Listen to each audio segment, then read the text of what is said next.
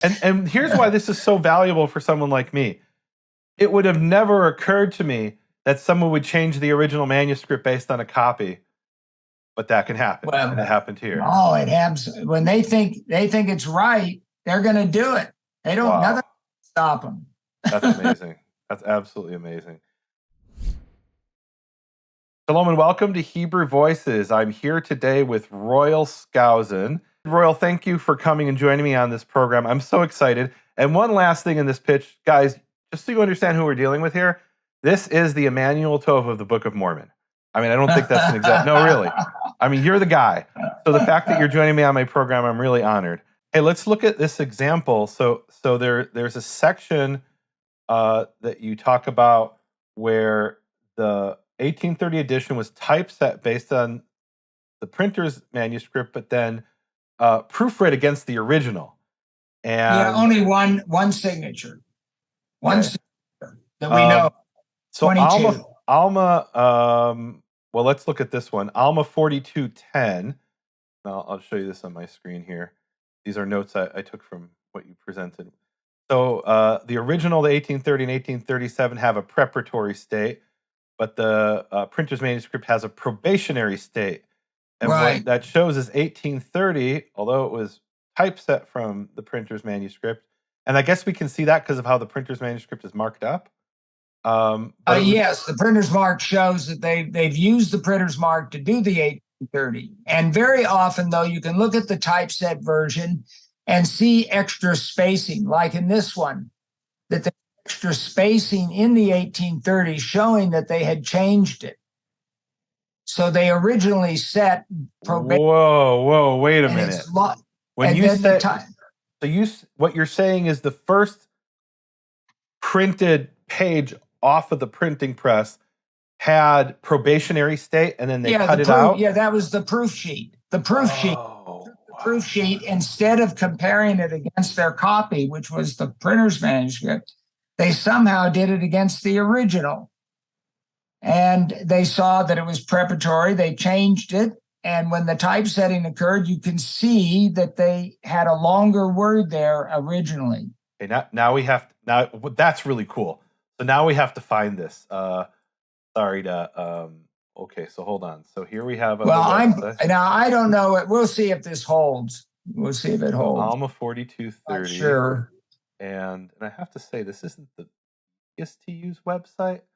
Because now they're going to make me hunt for the page. So hold on a second. So that is going to be a preparatory state. It's 4210. Well, I'd have to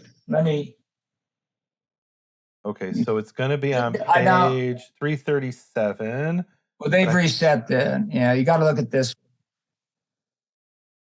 Somehow it comes up on the. Spell English. My English is like Oliver Cowdery's. I can't spell. So it's probably the. I don't know. They could have shifted the word spacing. There's a so let's find it here. All right, and we can edit this out if it's. There's probationary. It's in there. Well, there's probationary. This probationary state. It became a preparatory state. And now notice all this extra spacing. You're saying this extra space is because they all of it. It's in that they spread that thing across because probationary was in there. So shows. Is this because of what you call a stereotype, or is this actual lead? This is not a stereotype edition. Oh, okay. So they had actual pieces of lead, TH. Yeah, they were still working on those. And they removed these letters, and they they put this one in, and then they shifted things around. Oh, they pushed it. Okay, but they didn't want to bother retypesetting this, so they just left these extra spaces. Yeah, they're gonna make it. This is extra, really long. That's cool. That's cool. And you could see that this is a doctored state. They changed it. So if we could find the proof sheet that came off the press, which we don't have, I guess there's the guy who claims he has it, the uncut sheets. Well, no, wait, those aren't that. Those are bad sheets, and only the last one is a proof sheet. only the last one, and it never appears in any bound Book of Mormon, that last sheet. Okay. So collecting bad sheets as they went along, ripped out portions, wrinkled, smeared ink. They had this collection, and at the end, they just took the proof sheet and put it in as the 37th one. Okay. So it's really valuable to have a proof sheet. For sure. Because that's the only one where we actually have a proof sheet. But if we had the proof sheet for this one, we would see the spacing here would be smaller, and it would say it became a probationary state. Okay, that's cool. That's right. That's cool. What we would see. Very but you usually can find evidence of it in the original, in 1830. Okay. So here's another one. Chief Commander. And again, here's an example of how these aren't like theological changes, right? Chief Commander versus Chief Captain.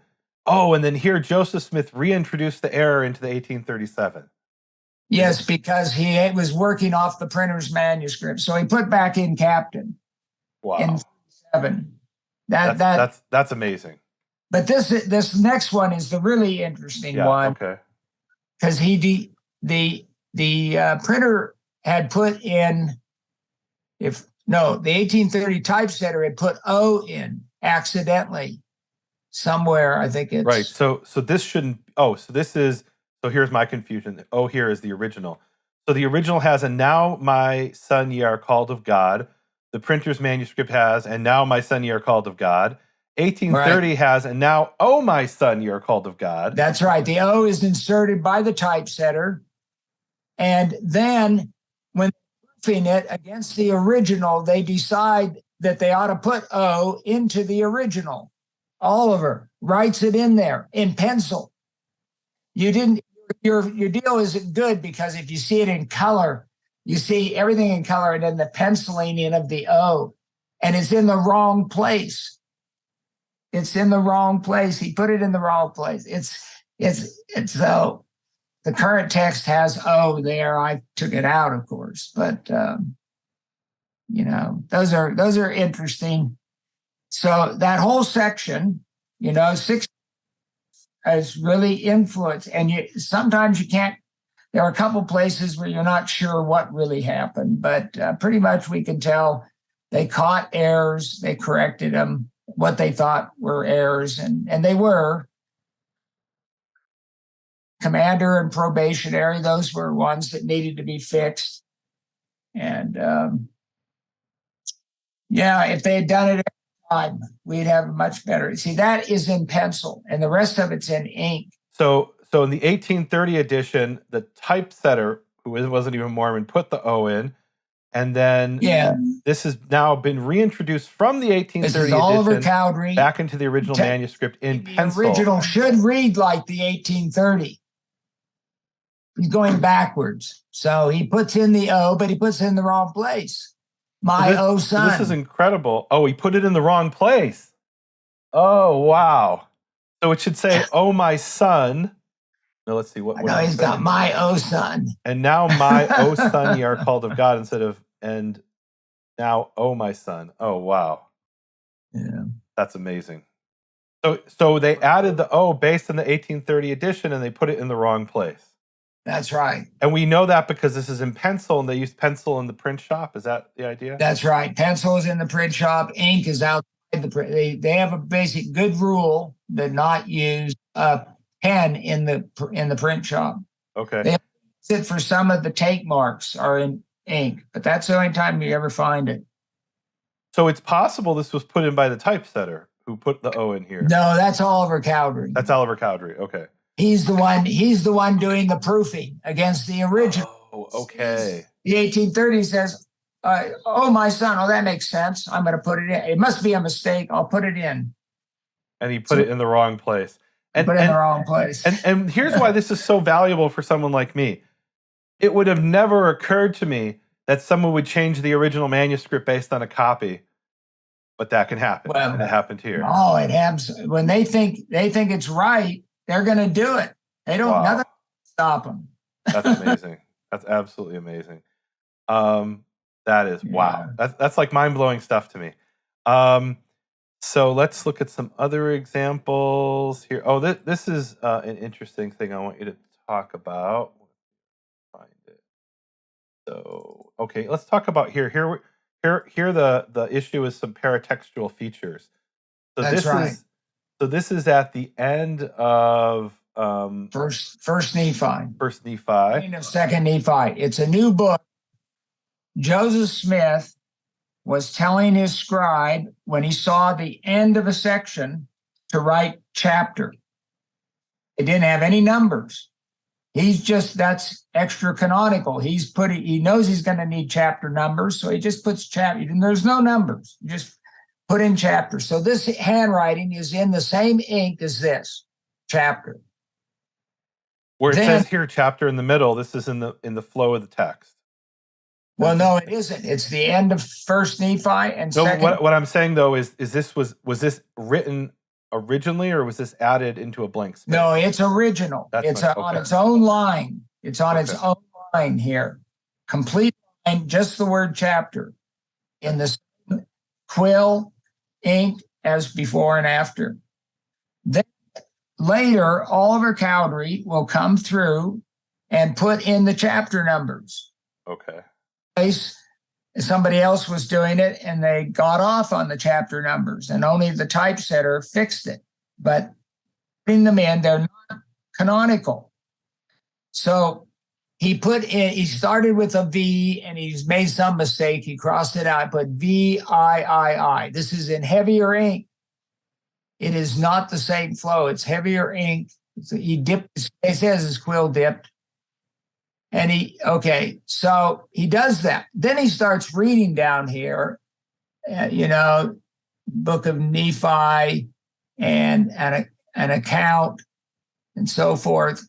And he realizes, wait a minute, this is a new book. And so he puts he crosses this out and the number and puts chapter 1.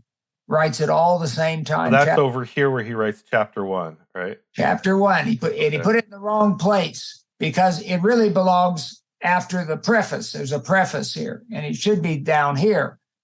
But so it should be further on the page. Okay. It's not canonical. He's just putting it in. But then later, you can really see heavier ink flow here. The second book of Nephi. He decides. There's 4 books of Nephi in the Book of Mormon. None of them are 1st, 2nd, 3rd, and 4th. That's all been added by editors and so forth.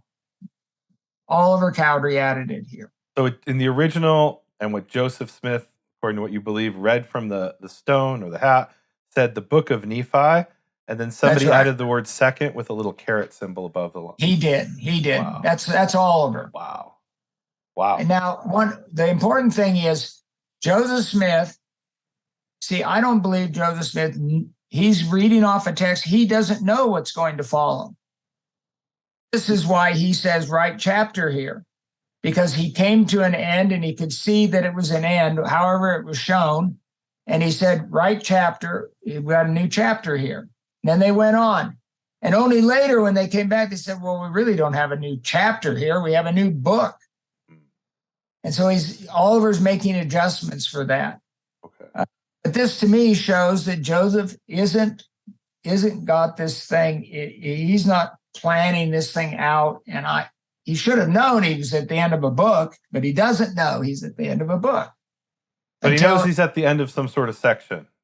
That's all he knows. And he only described right chapter because we're going to put the numbers in later. Wow. And so I think it's very insightful, interesting about what took place. So in the Yale text, I don't put the word chapter at all. Okay. I just put a little squiggly mark to represent a break. Okay.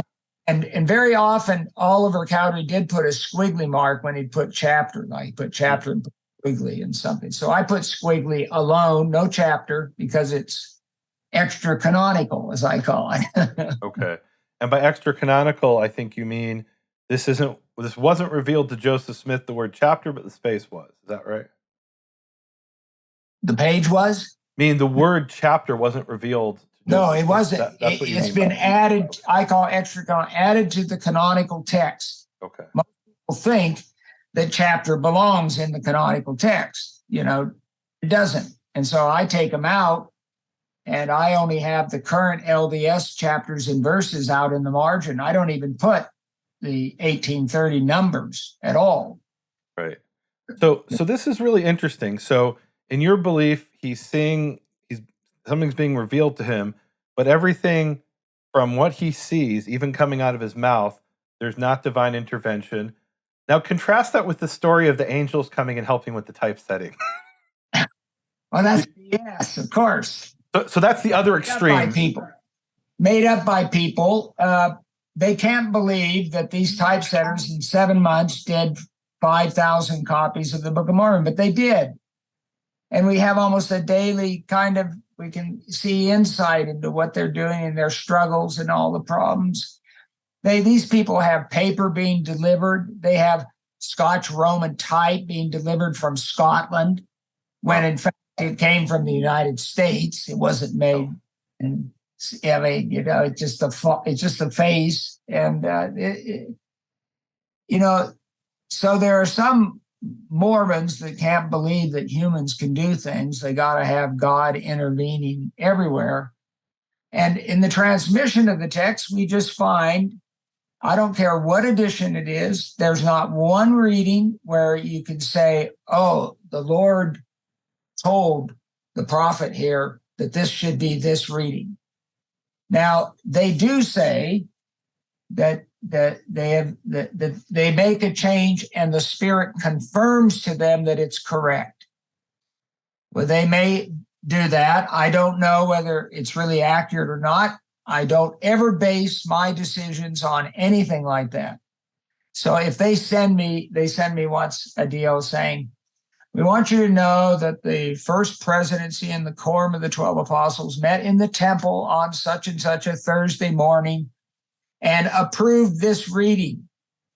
And it's a straight and narrow, where straight is straitjacket narrow. So it's redundant, a straight and narrow. And I have it as straight and narrow. That is, and just to be clear, straight as in, there's straight as in a straight line, not crooked, and there's straight as in dire straight, straight jacket, narrow. or in these straights, difficult. Okay. And in the Greek New Testament, it has straight as in not wide. Yeah, it does that with actually the Book of Mormon gets through the gates and the paths and so forth appropriately, with Isaiah on one hand and Mark and so forth on the other hand. But it's okay, it's fine. But when it came to that phrase, straight and narrow, which is not in the Bible, they wanted the redundant one. Because and just to be clear, redundant meaning straight and narrow is a phrase that STRAIT, narrow and narrow. And that's a very Hebraic style to say something twice. Yes, I understand that, and they made that argument. But I said, but the Book of Mormon isn't doing this. Okay. It isn't doing it. So I went with the other. Anyway, they sent me this message that they had decided it was narrow and narrow, straight and narrow. It was straight. Wait, that actually happened? That somebody official sent you that message? Yes. The Secretary of the Committee wrote me and said, we want you to know. Now, wait, I dismissed it automatically. I said they had no evidence. And even if they said God himself came down and told them it was narrow and narrow, I still wouldn't follow them saying that. God would have to come down and tell me. Okay. Well, so look, I try to have the approach that, people in their faith believe all kinds of things, and it's not for me to tell them what to believe. And if somebody wants to believe that, and you obviously disagree, but if somebody wants to believe that angels came and helped the printer in New York make the first edition, okay, that's your faith. What you're saying, I want the evidence. Saying is there isn't evidence to support that. Fair enough. There's no evidence at all. And it just made up. It's made up stuff, people. And I don't like that kind of stuff. I like to see what the record says in the history and so forth. And so I have not found any change. The church has always said that we have gone back to early sources. Joseph Smith said it when he did the 37 edition. He didn't say, I got a new revelation. And that's one of the things I investigated in the 37 edition. I went through all 3,168 changes he made. Wow. How many of them restored original readings of the original manuscript? Any? 9. What were they like? You and I could read those and predict what was correct. Like it said, I spoke, and it's supposed to be I spake, because the Book of Mormon only has spake 180 times. So Joseph Smith would know that spoke was wrong, and he just changed it to spake. And there are others like this that you and I could just predict. But the ones like feeling your way towards the great and spacious building, he didn't change that one. Okay. All the ones that were missed by Oliver Cowdery when he copied, when the typesetter missed things and so forth, they didn't restore them. Joseph Smith didn't restore them. And there was a religion professor that said the 1837 edition was a second inspired recension of the text. And I said, well, I don't know what you mean by inspired, but I find no evidence of it, and I went through 9 changes. They're all predictable by you and me, anybody. And all the ones that he should have gotten, he missed. All the 200 and some change meaning that I put into the Yale text, he missed every one of them. And I just want to emphasize, because I'm not Mormon, if there's Mormons who are watching this who are saying whatever the church prints today, that's divinely inspired, I'm not telling you that's not the case. Royal is, well, but they will say it's not my position to say that. I don't, I understand that. They're not going to come after you. Well, but I feel it's actually important for me to respect both views. And look, there are people in Judaism who will tell you every single letter in the Torah scroll in their synagogue is what Moses wrote, and you can count the letters and find secret codes, even though there's no 2 manuscripts that are identical. So if you're counting letters, it's hopeless, because and here particularly it has to do with the spelling, which doesn't change the meaning. Yes, right? I know. So, I've seen those arguments. So all right, it's not for me to tell them. I can tell them that I don't find 2 manuscripts that are identical, and so I don't accept the thing about counting the letters. But if they want to believe that, then okay, I respect their belief. There's people believe all kinds of things. I generally don't, and I take fair enough. That's fine. Path a little more, and I say let's look at the real evidence, what we have in front of us, and it is faith promoting. The stuff I'm telling you is faith promoting. It also shows that when they did editions of the Book of Mormon, they tried their best. I think we say that. There's only one edition I've discovered where the typesetters were cheating Brigham Young, the 1840. They did all kinds of nasty things in that text. Which year was it? In 1841 in Britain. Was that in Liverpool? Yes, and it's the worst printed Book of Mormon. It's got 720 typos. Wow. And the 1837 has about 200. 1840 has about 150, and all of a sudden you get 720 by these jokesters, Wow. And wow. Hey, let's look at one. I want to look at an example where there actually is sort of a theological.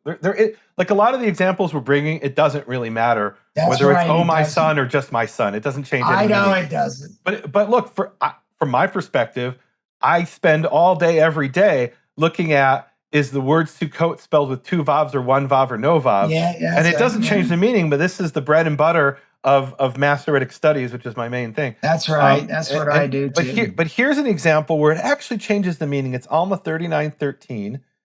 And it's that one's really important. Yeah. So talk to me about this one. This is your slide, so present it. What do we have here? So originally, this repair that wrong is what I believe the original manuscript read. It's hard to read the word repair. Okay. And the P has got a defect on top of it, and it looks like a T. And the R that he makes, it goes down a little. So it could be an N. So when he did the copy of the original, he wrote retain and acknowledge your faults and retain that wrong which ye have done. And this is Oliver Cowdery who's copying it? Oliver Cowdery copying his own hand, but there's a defect in it. And in fact, he dropped ink on this page, and the ascender to the P has a cross on it, a big ink drop actually, but he interpreted it as a T. So he gives retain. So retain that wrong which you have done. So retain in the Book of Mormon can mean keep it or to take it back. Reteneo, the literal. Take it back. It isn't even in Latin. Nobody ever used reteneo to mean to take back. In Latin. But reteneo, retain that wrong which you have done. And you could think of it as when you commit sins, they're out there somewhere, and your job is to somehow get them back, take care of them. Okay. You could say retain is okay. But Talmage in 1920 did not like retain there. It just didn't really make sense to him. So he X'd it out. So he changes what it says. He says, acknowledge your faults and that wrong which you have done. Go back and say you're sorry. It's okay. You know, I used to say this is the Clinton way of going about saying things. But the original, and there are other scriptures that talk about repairing the wrong which you have done. That your job is not just to acknowledge your mistakes, but to fix them, repair them. And I think I give one here. Maybe did you get the next slide or not? Maybe you didn't. think I have that one. No, what's but I give other passages. Oh, other. Do I have that? No, I have something else. I don't have that. But in other words, I have others. There are others that talk about repair that wrong which you have done. The very phrase. So that's a phrase that appears in the Book of Mormon, to repair the wrong that you have done. Yeah. And apparently that's what this originally said. And, that's what it said, I think. And in 1830, he prints and Oliver Cowdery copies retain. Right. That's right. So keep it back. It doesn't make much sense. Yeah, it doesn't make sense. Realize that, but he made a mistake by deleting the word. So then you end up just acknowledge just say you're sorry. That'll do the job. So the beauty here is that Talmage could have never imagined that it was a repair, and this is an example of what we're talking about. He doesn't have a computer. And so you were able to do a lot of this with computers. Talk about that just for a minute. Well, I created. It took me 3.5 years. My own. I wrote the program to do a computerized collation of the two manuscripts lined up, 20 editions lined up. It automatically did the punctuation and the capitalization. But anytime there was a letter difference, it stopped and asked me, how do you want to line this up? And that was really important because Oxford had a program for doing a collation. It had a lot of garbage it put on, but it would automatically do these things, and it wouldn't do what I wanted it to do. So I wrote my own program and did my own controlling, and I created the computer, the collation. It's basically the apparatus for the Book of Mormon, total apparatus, every difference, punctuation, capitalization, the whole bit. And I've actually made that now available online in Word Cruncher. Now, Word Cruncher is a search engine, which you type in what you want. It gives you all the examples. And so I've got it in that Word Cruncher form. I've been using that since 2002. And to write all the books and everything I've done, every time I want to look at something, I go look at what it is in the collation. One of the problems, and then I wrote these 6 books called Analysis of Textual Variants, where I go through the main changes and talk about them, argue for why they should be this way or not this way, and so forth. And then when I published the collation, I did something that, as far as I know, has never been done in textual criticism. I gave, right beside the collation, Analysis of Textual Variants, linked with the variant. It gives the arguments. You can click on the argument immediately. You don't have to go find the book or the articles somebody wrote about this issue. And this is the dream for Old Testament studies, but go on. I put everybody's stuff in, that did work on the text. And so their stuff's in my ATV. I call it ATV, all-terrain vehicle, I guess. Well, what does ATV stands for? The analysis of all-terrain vehicle, but it stands for analysis of textual variants. Okay. And, it's got every variant, so it's electronically there. You can study the punctuation if you want to. Some people do. I don't get thrilled much by it.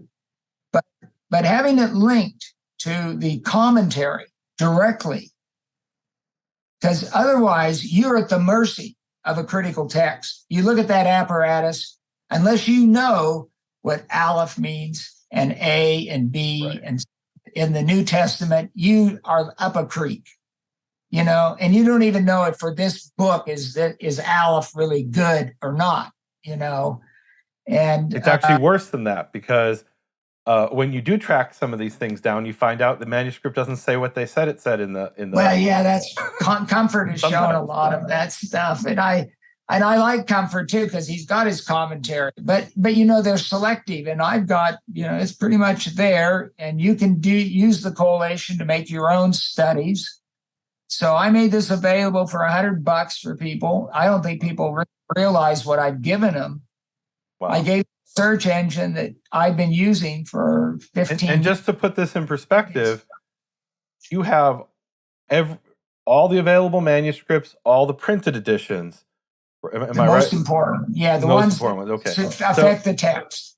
So if we're looking at, let's take the example of the New Testament, where we have over 5,000 manuscripts.